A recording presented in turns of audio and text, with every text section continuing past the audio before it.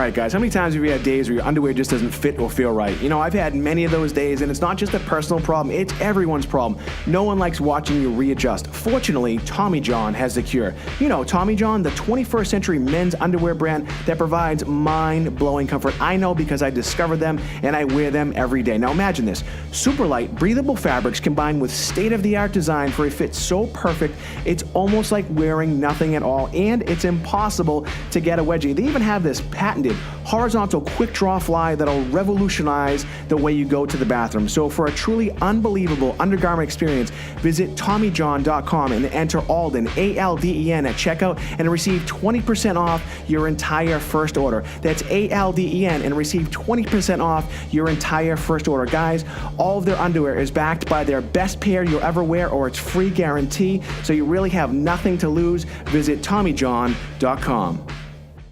All right, well, welcome to another edition of the Alden Report. My name is Michael Alden. We are here in Blue Vase Studios, and again, I always start out the show and I say I'm not going to be excited. I don't know why I say that. I should probably stop saying that. But my next guest is a great guy. I actually met him. I think both of our books were both mentioned in Forbes on Forbes.com. That's how I reached out to him. His name is Patrick McGinnis. He's a classic entrepreneur. He's an investor. He's a Harvard guy, like we say from around here.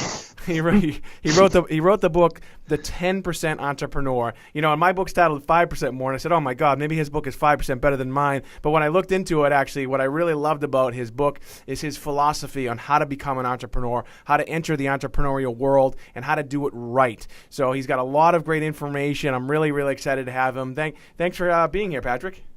Thanks for having me. So yeah, so let's just get right into that part. So I have a friend of mine who went to Harvard, and he used to. He would tell people, he's an attorney, he would say, I went to a small school in the Northeast. Now, I went to a small school in the Northeast called Springfield College. I didn't get my MBA at Harvard, though. What's that like? You know, it's good. I'm from a small town in Maine, so we also say Harvard. And I never really thought I would do something like that. It was not on my radar screen at all. And then I moved to New York City after college, and it was still not on my radar screen. And then somehow or another, I decided to make an application, and I got in. And it was a great experience. I have to say, probably the two most fun years I had so far, just because every day was full of adventure. The people were terrific. I loved living in Boston. And I think I just came out of it just having learned a lot about myself and just a better person. So I highly recommend it. It doesn't have to be Harvard, but any sort of opportunity to better yourself and be around great people is always a good thing to do. Great. Now, Patrick and I, we talked earlier, and we do like to ask all of our guests the same list of 10 questions. We think we made a mistake, and we did not give him the 10 questions. So he is going to go off the cuff. He's going to go without the questions, and I think he's going to do a great job. So, Patrick, the first question that I love to ask everybody is about success. And again, you're an entrepreneur, you're an investor, you're an advisor, you're an author, you're a speaker. So success is really, you found it, I think, so far. We're always trying to get a little bit better. But how do you define success in your world? So for me, success really ties into autonomy, the ability to do the things that you enjoy with the people you like in a sustainable way that gives you the lifestyle you want. And I think the reason I zone in on autonomy is because I had, for much of my career, done a very kind of prescripted corporate treadmill path, and I didn't have a lot of autonomy, but I had stability, and that was, at the time, I think probably my most important definition of success. But then in 2008, I was working at a division of AIG, and my company blew up, and I had stock in the company that fell 97%, and I realized that stability is an illusion, and so I really became much more focused on achieving autonomy and the ability to drive whatever direction I would take myself and have myself be accountable for my success or failure. Huh. That makes a lot of sense. You know what? Can you hear me? Can you still hear me? Yeah? Good? Yeah. All right, good. That's interesting. So it fell 97%. So I'm guessing your stock was restricted. You couldn't sell it? No, it was stock that I bought. It's a stock I bought in the employee stock plan, and you get like a little discount on it. So I thought I was really smart. Like I saved 10%, bought the stock, held on to it, and then AIG, the stock price fell like 60 something percent in the space of a couple of weeks or a week or 3 days or something. And then it fell the rest of the way. So I was just sort of watching the whole thing. I was waiting for it to go back up. And then eventually it was it was basically a tax write-off for me. So that happened. All right. Well, so it was bad, but I guess not that bad. You were able to overcome it. Well, thank God I didn't. I mean, there were lots of people, and this happened a lot in the Wall Street kind of stuff in 2008, people whose entire net worth was caught up in the stock of their companies and restricted. Thank God for me, that wasn't the case. And so I was able, I mean, it certainly didn't feel good, but it wasn't like I had to sell my house and move into my parents or anything like that. But it was a great example. It was $1 trillion company that fell 97%. I mean, when does that happen, right? But unfortunately, that's the reality of the corporate world and of many organizations that look great from the outside, but there's risk that you may not see when you're working there. Yeah, that's man. I don't know. I've never really played in the stock market that much, but I've definitely and when I have played, I've lost. So I'd rather just hit the craps tables. I think I have a better luck there. So the second question again, Patrick. We're on with Patrick McGinnis. He's the author of the 10% Entrepreneur. He's a business person. He's an entrepreneur himself. He's an advisor. He's an author. He's a speaker. And the list of questions again. We'd like to give everybody a list of questions. We screwed up. We didn't get them to him, so he's going off the cuff. First question. Great job on that answer. Second question we love to ask everybody, Patrick, is, what has been your biggest professional obstacle and how did you overcome it? So I think my biggest professional obstacle was, I think I was very comfortable. I was complacent. I was the kind of person who was very happy organizing myself and structuring myself within the confines of the organization, and I was really good at winning within that little space. But the problem with that is if you do that, you tend to not put yourself out of your comfort zone. And so you don't necessarily spend a lot of time building your reputation outside of an organization, building networks outside of your organization. And that was definitely me. I was well known within the group that I worked in. We were about 80 people inside of AIG, or prior to that, I was JP Morgan. And I was well known, and I didn't feel the need to do anything beyond that. But of course, anytime you want to move jobs or you want to start something new, or God forbid, your company blows up and you're out on the street, not having built an external series of relationships and branding yourself, not having branded yourself and sort of put it out there who you are so that people kind of know you in your industry, I think that's a big mistake. And so I had to learn that the hard way. I probably overcorrected on that now because, as you know, when you Michael, when you write a book, you spend a lot of your time out there kind of telling people who you are. But I think that's really something that I did poorly and had to learn. Yeah, that's some great advice. A lot of people when they achieve a certain level of success, they feel like they've made it and they kind of sit back. So, yeah, that's I think that's real important for people to understand, especially if you're trying to grow, right? For sure. And I have all these friends that I know who have been very successful in their jobs, and they're unwilling to put themselves out there and sort of brand themselves and say, I'm the expert in this and I'm going to write for an industry publication and sort of put my name out there a little bit. And I think that's a mistake. Definitely. And it really holds you back from opportunities. You may write that one article for maybe you work in the airline industry and you write the one article for the Airline Finance magazine and you speak on the panel at the conference in Las Vegas every year. Those things raise your profile and will bring you opportunities you would have never had otherwise. Yeah, that makes a lot of sense. Now, so we started out, I kind of called you out right in the beginning and said you're a Harvard guy just because, we're from New England, so we like to not pronounce our R's. The next question is about education, and I'm really interested to hear the answer to this question. In business, especially someone like you, again, who advises people, you've worked in huge multinational corporations all over the world. In business, especially, I guess let's focus on the entrepreneurial aspect because you did write the book, The 10% Entrepreneur. Is traditional education, higher education, important for business success? I don't think it is the only way. So if you don't have that particular experience on your resume, it doesn't preclude you, for sure. I think there are lots of people who maybe didn't go to college, maybe didn't even finish high school, who have been very successful, and it's because they're scrappy and they're hardworking. But I would say that having a base of skills and a network of people that and having gone through the rigor of developing those things is helpful in getting you started, and it can certainly make the road a lot easier to travel. And certainly when you think about entrepreneurial ventures and say you're sending out that deck, that presentation to some venture capitalist or something, they're always going to wonder where your education was, and that they want to see what you've studied, and that implies something about your base of knowledge and also the types of people with whom you've interacted and who you can access. So I think it's very helpful, but certainly not it's not the only way to go. Yeah, so for you, you said that when we first started out, we mentioned the Harvard thing, and you said that you enjoyed it. It was the best 2 years of your life, and I'm an attorney by trade, and I went to Suffolk Law at nights, and I loved the whole. I just loved the learning part of it. It was stressful, but it was great. It was great. Just the interaction, the intellectual side of it. Is what I found, going to law school was it wasn't. The educational part of becoming a lawyer, trying to learn how to become a lawyer was important. But for me, I think, when I think about that question, it's one, who you meet, because a lot of people say that, who you meet when you go to, especially when you're going to a Harvard, but also it's the discipline aspect of it, right?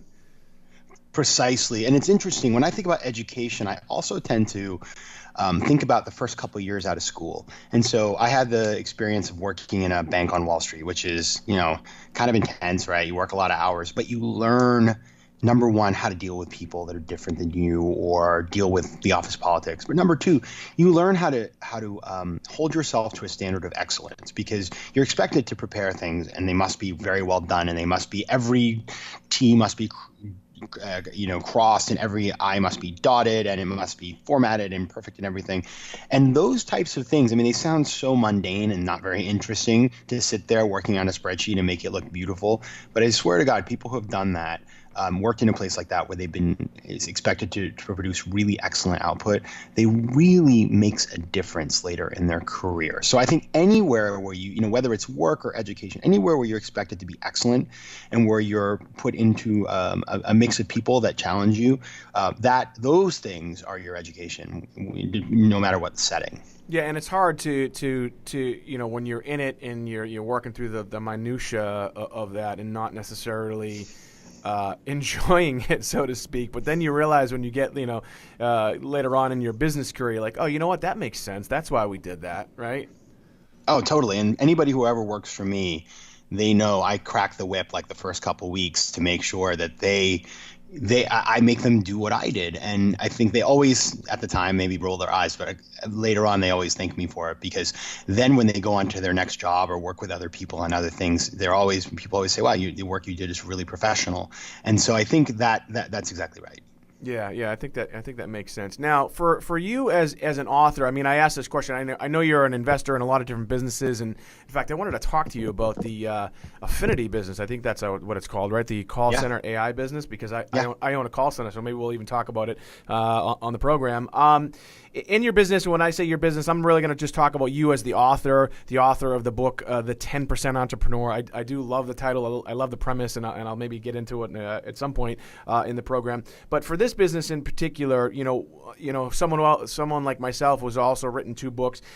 What is the most effective form of marketing for you? Oh boy, the hardest question out there in the publishing industry. It's funny. When I got my book deal, so I got published by Penguin, which is a great organization, and I've been very happy with them. And when I got my deal signed, I then went out to talk to everybody I could find who'd written a book. And so I did that. I talked to tons of people, and nobody had an answer for me. And in fact, that was usually the answer, would be like, nobody really knows what works, right? I've tried a bunch of stuff. So I've tried everything from, I have a group that does my social media and helps me with my website, and I invested in my website. I've done tons of writing for publications. I've done lots of TV stuff. I've done lots of podcasts, and I love podcasts because they're such a great format to talk about things. And I've done tons of speaking. And I guess at this point, where I'm coming out is, and this is a terrible answer, but you kind of have to just throw everything at it and see what sticks, and you never really know. But I always feel like it's sort of like word of mouth, because I've noticed like I can see my sales every week and they just kind of keep going. Every week it's kind of the same. And part of it's the fact that like I'm in Barnes and Noble, and so it's on the shelf there and people can find it. Part of it's the fact that in Amazon, they pair my book and recommend it with people like Eric Ries. And so those things are helpful, but I had to get a base level of sales in order for that to happen.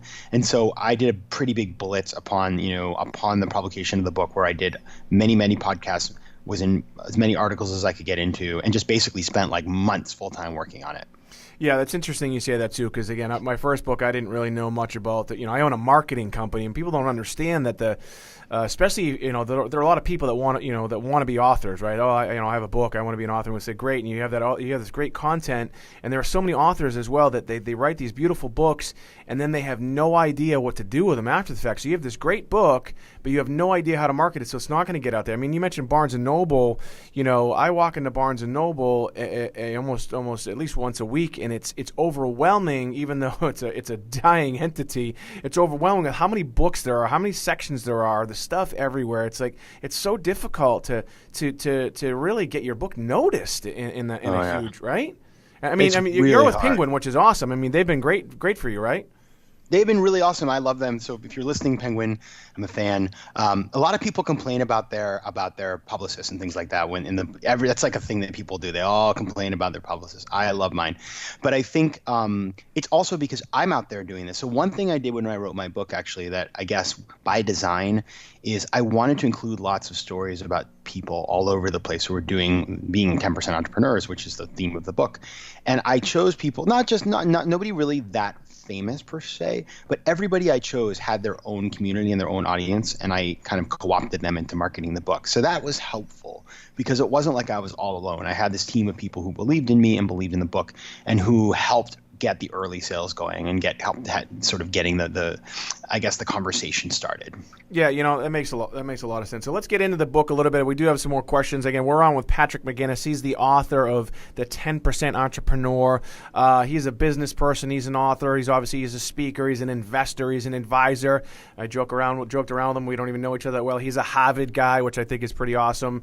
So he really knows what he's doing in the business world. He's worked for multinational corporations. If you'd like some more information about Patrick McGinnis, you can just go to patrickmcginnis.com. That's McGinnis.com, and Patrick with a K, Patrick, McGinnis.com. Patrick, so the 10% entrepreneur, I understand the concept. I looked into it a little bit. I skimmed some of the chapters before we jumped on the phone. I got to be honest, I didn't read the whole thing yet, because I kind of got the concept right away.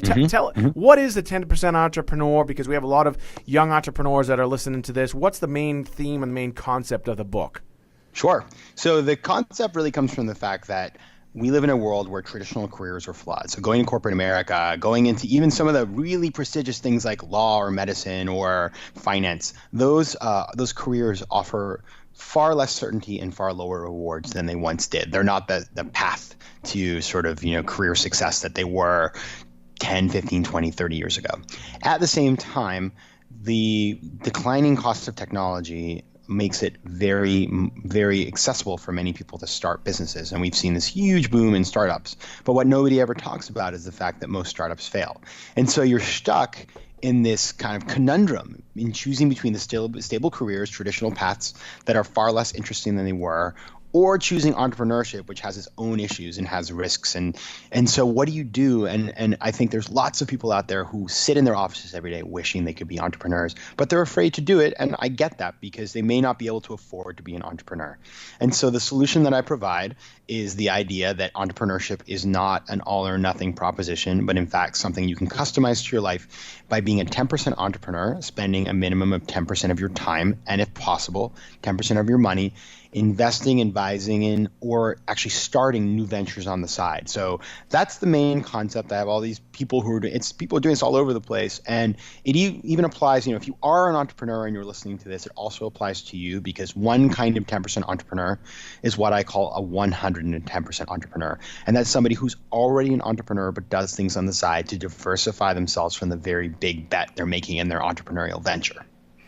Yeah, I like it a lot because, I've met and I've advised, a lot of entrepreneurs myself, and I've met guys that, they fall in love with, first of all, I'm the classic entrepreneur. I realize one of the things about me is that I'm an entrepreneur. I'm not an investor because I fall in love with an idea or a business, but I fail to look at the numbers sometimes. But I've had guys, they've come to me after they've already made the decision and to leave their job. I read an article that was linked onto your website. I think it was, since we're from New England, I can use the F-bomb. I think is I fucked my life by leaving my job. And I've met so many people who's they're like, you know what, I'm gonna go all in. I'm gonna be the next unicorn. I'm gonna be the next multi-millionaire or billionaire. And they leave their job, but they really have no idea what it's like to be an entrepreneur, right? Exactly, and it is super hard. I when I left my job, I'd worked in big corporate settings, a very comfortable place. It is tough. Not only do you face the stress of maybe not bringing any money, but also it's just hard emotionally because your friends are always asking you like, "How's it going? How's it going?" Entrepreneurial ventures take a long time to build. The average startup takes 7 years to go from the first financing to the exit. And so those first couple of years when you may not even have any validation that your idea works and everybody's wondering how things are going, and meanwhile you've given up your business class travel and you're staying at the Econo Lodge, it is tough. And for many people, it's just extraordinarily emotionally draining, and it's not necessarily for them on a full-time basis. That doesn't mean that you can't engage with entrepreneurship in a part-time way. Yeah, again, I absolutely love the concept, and I talked a little bit about it in my first book. I was in law school. I was working a job, so I went to law school 9. So I was working a job, and I was starting a business on the side. And a couple times, my boss, I'd get a it's back in the days where you get faxes, right? So I'd get a fax that would come in for this business that I was starting. So I was really walking a fine line. But then I finally got to the point where okay, the business is ready. I got a little bit of money. I didn't have a lot, but I have a little bit of money, and I know that I can make the jump. But I didn't, it was a pretty steady paycheck. And then eventually I said, okay, I'm done. I can leave now. Whereas these guys, again, or gals, they just say, I'm going to go all in or I'm going to quit my job. And like you said, it's a very, very difficult career path, which leads me kind of to the next question, which is stress. Stress in the entrepreneurial world. I mean, I've read an article in Inc. magazine that said that, entrepreneurs have one of the highest rates of suicide and depression, and nobody talks about that stuff, What do you do, Patrick, or what do you advise other entrepreneurs to do as far as handling stress outside of the business? Yeah, so I think that it's, everybody has their different ways of doing this, and I've seen all kinds of approaches. Some people meditate, some people do yoga, some people turn off their phone for 3 hours a day. I mean, there's all kinds of ways to do it. I think the critical sort of, if you back up, and all of those things are trying to achieve basically clarity and separation from the stresses of day-to-day jobs. So there is a point at which there's just no value to continuing working in a single day.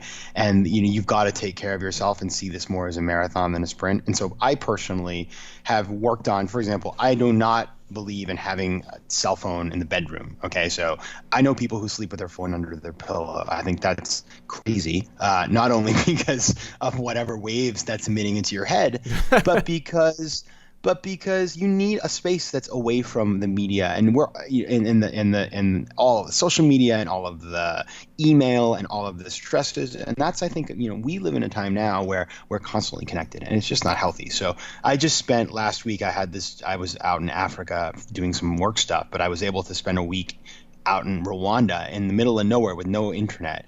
And frankly, I felt about as chill as I've felt in a long time. So I think that kind of stuff, it's like really like little actions on a daily basis to take care of yourself, whether it's eating healthy or exercising and stuff like that. Those give you the resilience that you need to fight back on the stresses of being an entrepreneur. I think that's all great advice. And when you talk about the cell phone, because I have mine. It's charged right beside my bed, and I have it face down. And a lot of people don't realize this too. And I learned this from a guy that he calls it the third eye. So if it's at night and you're trying to sleep and you have this blue screen or this light emitting onto your face, you're essentially you're lighting up your third eye, which is not allowing you to sleep. You can't settle down, right? right? So, I think that's great advice. Either put your cell phone face down, turn it off, or just keep it out of the room. And, that's great. And it's so difficult to do, right? Because these devices have become truly an extension of our bodies. Oh, it's terrible. And nobody is ever going to, on their deathbed, say they wish they had been more connected to the internet. That's not going to happen. I swear to God. But at the same time, I'm as bad as, especially with the election happening right now, it's like I'm totally addicted to the election. I know it. Thank God it's going to end in a couple weeks. But I realize that it's killing my productivity. And in fact, when I wrote my book, I moved to Maine in January. So you know what it's like in Maine in January. Sure. You're like, it snows every day. I had forgotten this from my childhood. But frankly, and I would turn off my cell phone all day long. And plus, cell phones don't work that well in Maine because we're still living in like 1872. And one of the few places. Exactly. It was so productive. I was a beast. And it really reminded me of the importance of trying to take a step away from that, and just gives you a little clearing out of your life so you can do things that are a little bit more purposeful. Yeah, I had Ryan Blair on my podcast, and he wrote the book "Nothing to Lose, Everything to Gain," and his latest one was "Rock Bottom Rockstar," and he's running these big businesses, and what he says, he said to me, we've developed a relationship. He says, "Look, man, you may text me, and I might never respond. So if I don't respond in a couple days, it's probably because I bought a place. I think he bought a place in Scottsdale, Arizona, and it just shuts down and goes off the grid." And I had Tom Patterson on, who's the founder of a company called Tommy John, which is based out of New York City, and he gave me some great advice, which I think people will like, which is he said that he declared bankruptcy on his email. I said, what do you say? He goes at 9 o'clock in the morning, from 9 o'clock till 5 p.m., I declare bankruptcy on email. I said, explain to me what you mean. He says, I do not respond to or look at email or even open email from 9 to 5. I said, how do you get anything done? He says, look, if people need to really connect with me, if they need to find me, they'll find me. But I find that email just slows me down. It screws me up. It makes me actually less productive and increases my stress levels. Wow. That's amazing. What do you see? I'm an inbox zero type of guy. I don't know. Do you do that? I can't have the piling up of the emails. It stresses me out. So I always have zero. I keep like less than 5 in my inbox. I either respond, file, or delete. But that takes time. I don't know. Maybe that's not the right way to go. See, I have a real problem because the lawyer in me saves everything. I think if I looked into my email box, I want to say it has like 210,000 emails or something crazy like that. Let's hope you never run for president, my friend. You'll have to delete all those. Well, listen, I lost my chances back in second grade when my locker room talk in second grade, I think, probably. So this next one, again, we're on with Patrick McGinnis. He's the author of The 10% Entrepreneur. If you thought about maybe, starting a business or venturing into a new business, or maybe you had some ideas and you haven't really figured out how to develop them, in the book, The 10% Entrepreneur, he can show you how to, just take almost back to my concept of my book, 5% More, where you could just take a little bit of time throughout your day and focus on that new business venture that you want to do while keeping your full-time job so your family life doesn't get screwed up, your cash flow doesn't get screwed up, and then eventually when that new business becomes something, you can then make that decision. Again, if you want me information about Patrick McGinnis, you can find him at patrickmcginnis.com. It's PatrickMcGinnis.com. He's also on Twitter. He's on LinkedIn. You're on Instagram too, right? Are you on Instagram? No, I am. Patrick J. McGinnis. Patrick J. McGinnis. Are you on Snapchat? Theoretically, I'm not that prolific. I like the Instagram stories, but I do a little snapping. It's at PJ10, PJ McGinnis 10. All right, so I have to connect with you. I learned that from Gary V. So I follow him as far, who's also a New York guy. So this one's kind of more of a fill in the blank, and so you can fill in the blank. So here it goes. If I lack blank, then I will not be successful. Oh, that's a good one. If I lack humility. Humility. All right. Yeah. Explain. I think humility, and I'll tell you why, because I have seen a number of people in my life, and I've had moments too where I maybe could have been a little more humble, and life always finds a way to smack you upside the head because when you're not humble, it means you're not learning from other people. It means that you're starting to think that maybe you've got all the answers and that you're infallible. And that's when you tend to step into the areas where you shouldn't be stepping. Either you do things that aren't quite ethical, or you kind of treat people poorly, or you just don't pay attention to the things around you and do your due diligence and sort of trust in your guts a little too much. And that, I mean, in general, I mean, think about people have done this, who've gotten a little bit too big for their britches. The world always smacks them down. Oh, I've done it. So I mean, that's I mean, like you said, we've all done it. Exactly. So I just think examples of that. I am pretty careful about not doing that because I've been smacked down and had to learn the hard way.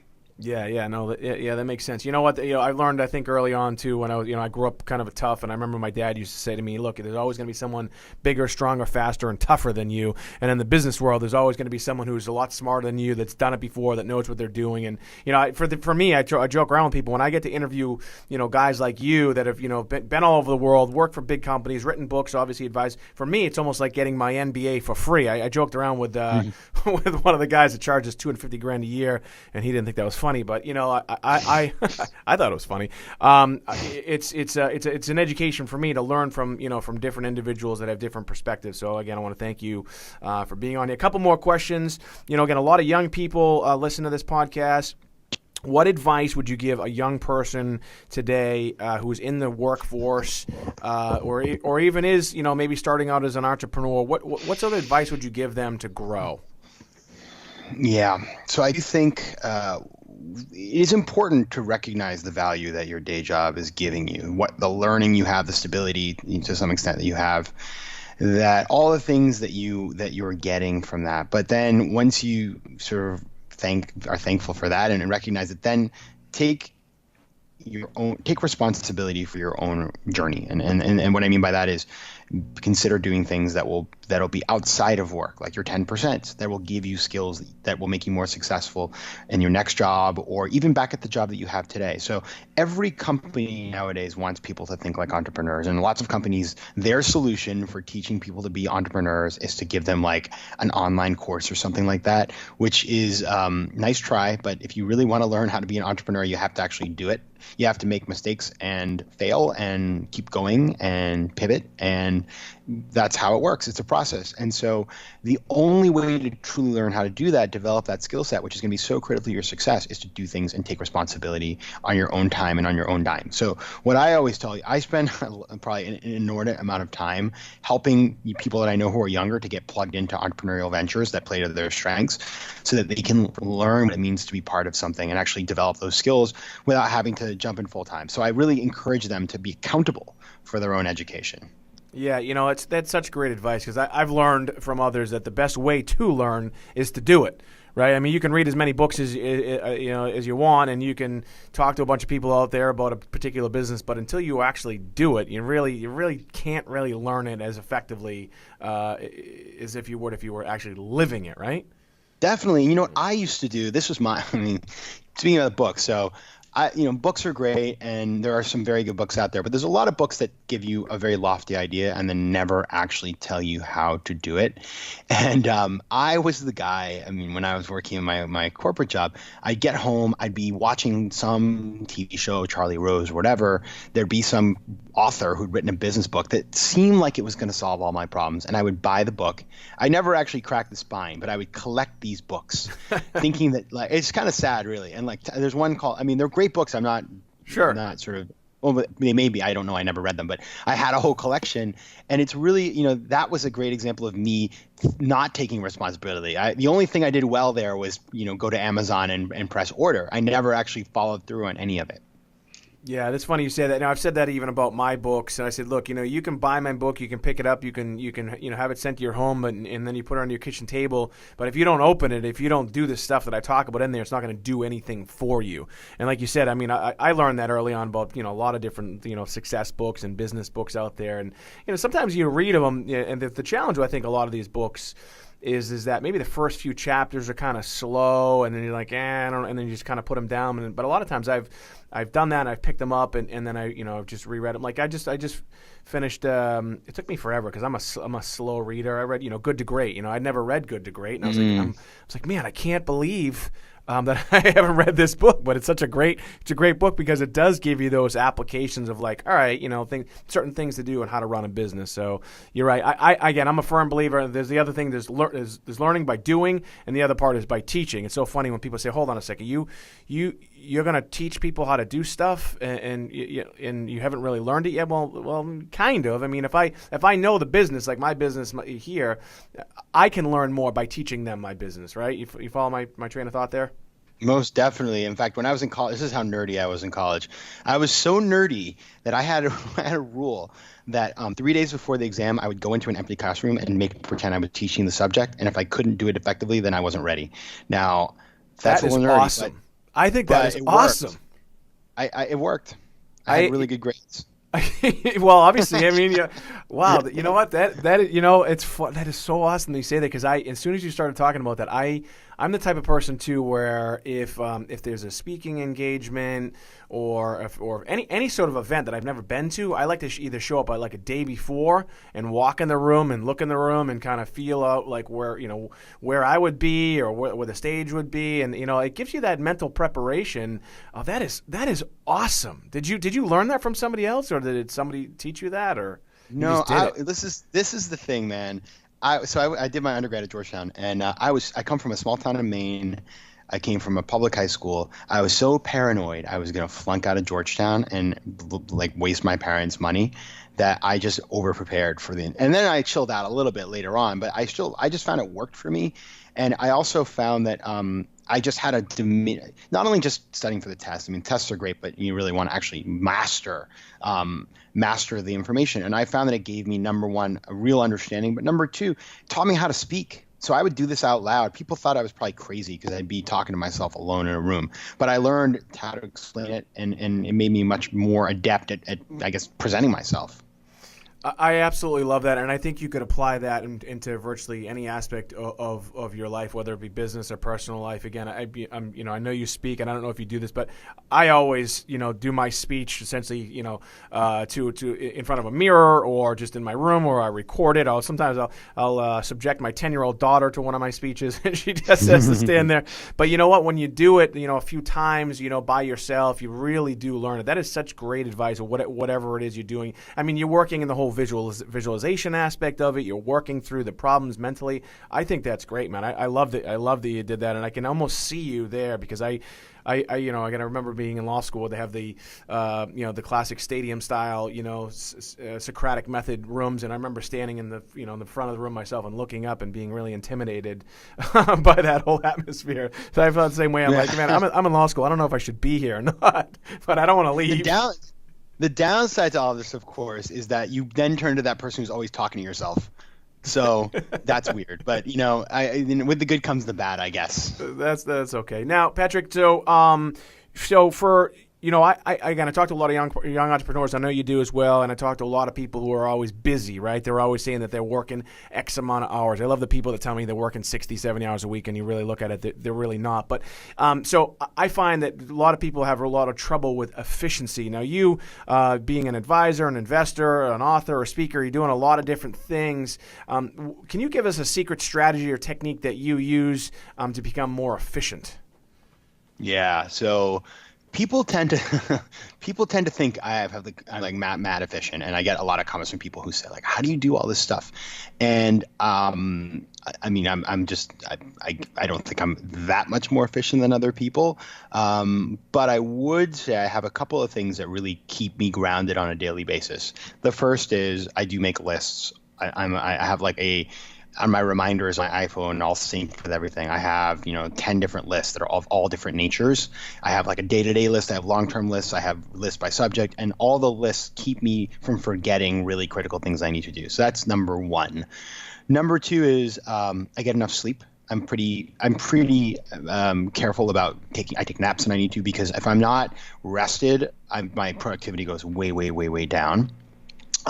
The third thing is I've actually cut out a lot of things that weren't giving me much of anything. So, for example, a couple years ago, I canceled cable because I would get home and I'd find that, I would like reflexively turn on the television. And after spending many hours with the Kardashians, it became rather clear to me that that was not giving me anything that was going to drive the rest of my life. So I've actually been reasonably ruthless about cutting out things that don't matter to me, and those things have been very helpful. And then, of course, the more that you're doing things that play to your strengths and that relate to the things that you're good at and you like to do, the more efficient you're going to be. So I have found over the last couple of years, as I've been working more on things that really appeal to me and that are playing to the areas where I have expertise, I can just do more. It's just kind of natural.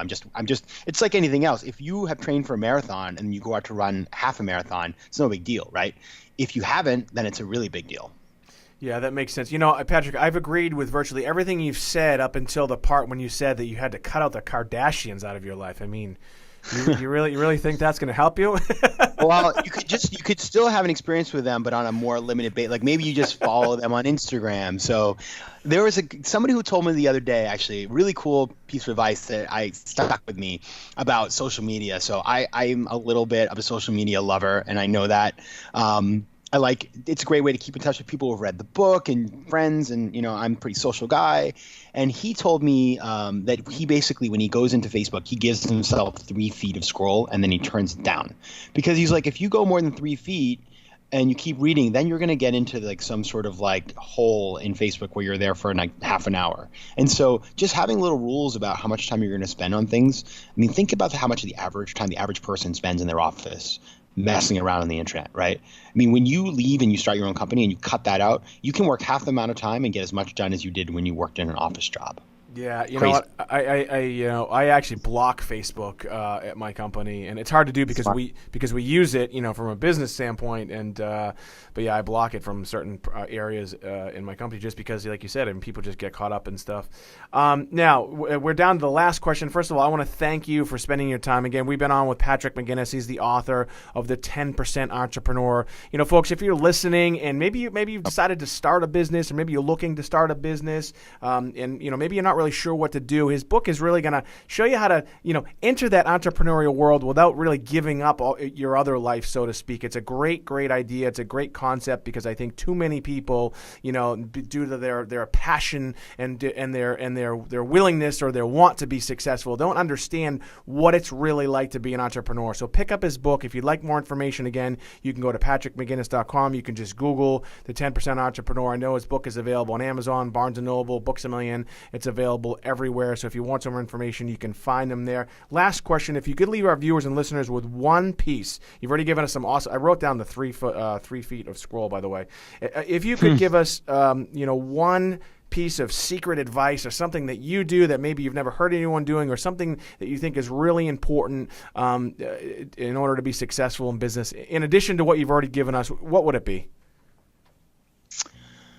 I think one of the things that's less obvious, because mentorship is an area that a lot of people talk about, and obviously, and it works, right? Having great mentors.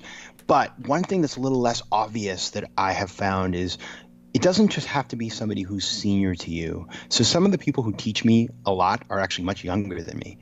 And people who maybe they think I'm mentoring them, and maybe I am, but they also teach me because they look at things differently. Their experiences are different. They are less stuck in sort of a path, and they tend to be more open-minded and ask more questions, and maybe just doubt things a little bit more. So I would say when you're looking at building a group of people who can give you great advice, don't just look at people who are more senior, but look at people at your level, and also look at people that are more junior to you, and have, as I talked about, humility. Have the humility to learn from those people. Yeah, it's funny. That is great advice, because, I wrote down mentorship, and a lot of people talk about that, but a lot of people don't realize, that there are a lot of great young entrepreneurs. In fact, just here in Boston, they had the, what was it? I think it was the 30 under 30 for, was it Inc.? I think it might have been Inc. No, it was actually for Forbes, and they had, Jessica Alba here, and they had, Ashton Kutcher and a lot of other young business people, and also celebrities, so to speak. But there was a lot of people out here that are in their 30s or even younger that are doing some great things. So yeah, the humility aspect of it is trying to learn from others. I had a guy on my podcast. His name's Riley DeLeon. He's a sophomore at Missouri. And I was just blown away by all the stuff that he knew. He was just like, he just knew so much stuff. So that is great advice. So folks, again, we've been on with Patrick McGinnis. Again, if you want more information about Patrick McGinnis, you can go to patrickmcginnis.com. You can just Google him. You can find his book, The 10% Entrepreneur, everywhere. Patrick, I want to thank you for being my guest. It's really been insightful. I really appreciate it. My name is Michael Alden, and this has been another edition of The Alden Report.